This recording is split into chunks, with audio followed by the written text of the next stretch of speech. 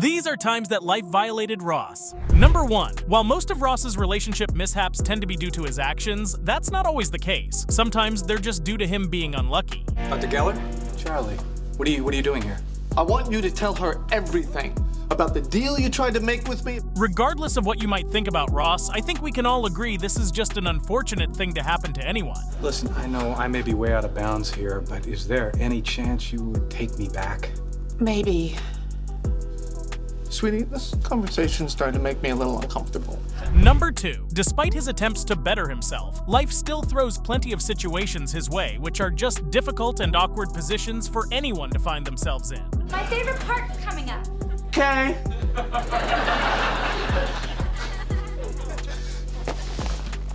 There's no easy way out of this one, and things are only going to get worse for poor old Ross, as life refuses to make things any better for him. This year was supposed to be great. Well, it's only the second day and I'm a loser with stupid leather pants that don't even fit. Number 3. Season 8 is a particularly difficult time for Ross. Discovering you're about to have another child which you're not prepared for is big news, and things seem like they're looking up with Mona. That is until... Explain yourself, Geller.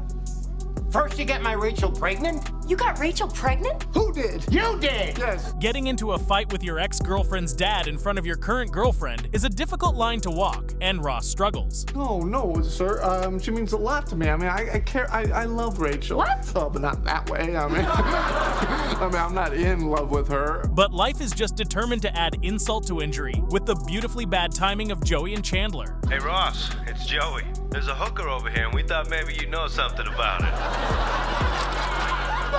No, I need to lie down. Number 4. Ross's troubles begin from his very first scene on the show, wherein it's revealed that his marriage has broken down. Carol moved her stuff out today. Let me get you some coffee. Thanks. This is a difficult time, especially because it's not mutual, but being driven by Ross's soon-to-be ex-wife, Carol. But the reasoning behind it means Ross can't exactly argue. And you never knew she was a lesbian. No, okay? Why does everyone keep fixating on that? Number 5. Throughout the entire first season, Ross is strongly attracted to Rachel. It's one of the cruelest twists of fate that she realizes and reciprocates right at the moment he moves on. I know I was, but there was always this little voice inside that kept saying it's never gonna happen. Move on. And while we can all agree that the infamous list was a bad idea, Ross ends up facing everyone's judgment over something that wasn't even his idea in the first place. Look, let's get logical about this, okay? We'll make a list. Rachel and Julie, pros and cons. Number 6. Even when he's being left out of group events due to the whole schism between him and Rachel, Ross is still willing to be there for the others. What is he doing here? He is saving your butt. Unless, of course, I'm stepping on some toes here, in which case I could just mosey on. Life doesn't reward him for his kind deeds, unfortunately, but punishes him further as his plan to save the others and then return to Carol goes awry.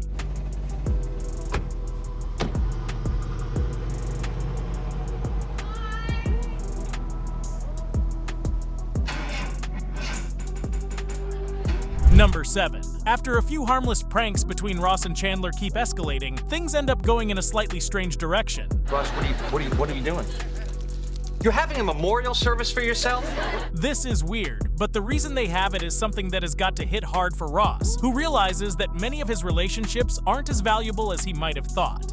Nobody posted anything on the website, nobody called my parents, so the joke, my friend, is on you. Nobody called, nobody wrote anything, nobody cares that I'm dead. Number 8. Another particularly difficult season for Ross is number 5, which sees his second failed marriage, and as a result, his homelessness. Emily's cousin kicked me out. What? Why? Well, when you're subletting an apartment from your wife's cousin, and then you get a divorce, sometimes the cousin suddenly wants his apartment back. His relationship with Emily is short-lived as a whole, but losing a woman he loves, his wife, and his home all in one moment can't be a good time. Honey, is there anything we can do? Yeah. You can help me get my furniture back from Gunther.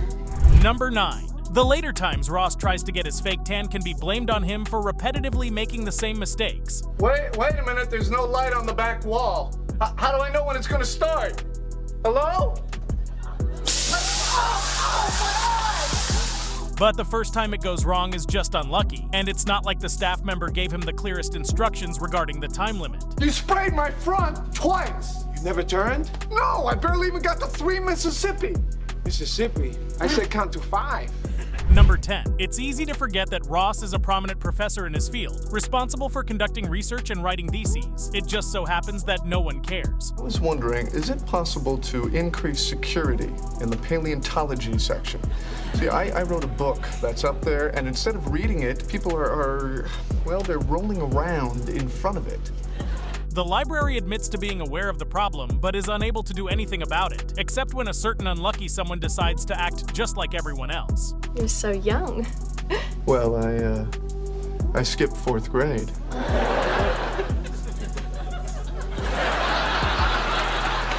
I am very, very sorry. Number 11. Ross is often portrayed as an obsessive and jealous person, even being actively called out on it more than once. Okay, you're whiny, you're obsessive, you are insecure, you're gutless.